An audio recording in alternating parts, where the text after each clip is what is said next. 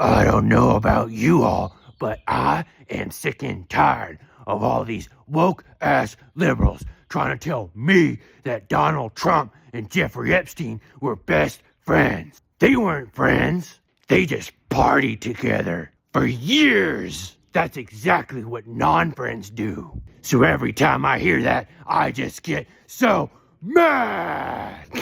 Sorry, not sorry.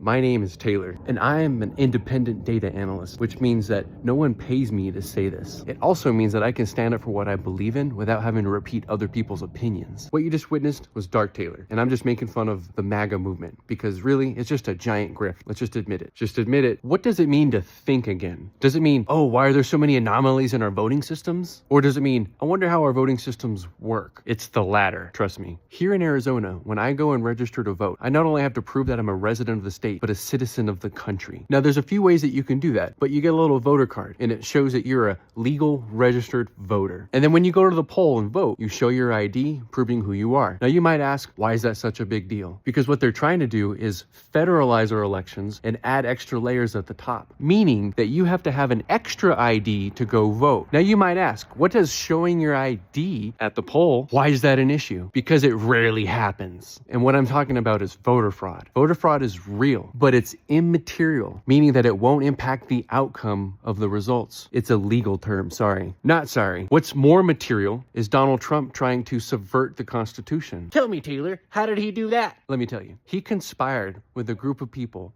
like Kenneth Cheeseborough and John Eastman to get people to pretend to be the Electoral College in 7 states. People like Kelly Ward and her husband pretended to be a part of the Electoral College. They filled out paperwork behind closed doors and behind the actual 12th Amendment and the Electoral Count Act. That's the legal definition of a conspiracy. They did this in 7 states and sent the paperwork to Congress. This paperwork's available on the National Archives website, linked in the description. So not only can I speak to a conspiracy, but there's evidence to prove the conspiracy I'm talking about. So when we talk about voter fraud, let's talk about material voter fraud, right? Donald Trump tried to commit voter fraud at the highest levels that you can. He tried to conspire to overturn a free and fair election. Why? I don't know. It's not the point. The point is that he's violating the Constitution, and we should all stand up and think. We have to think about how we vote. Now, I'm trying to help. I built what I call a voter dashboard. It's available on the strategicowl.com. What you could do is choose your state from a drop down. It'll bring up a link for you to go register and vote. I suggest you do that and share that with others. Long form readers go to strategicowl.substack.com. Let's de-Trumpify America together. America, I love you. Peace out.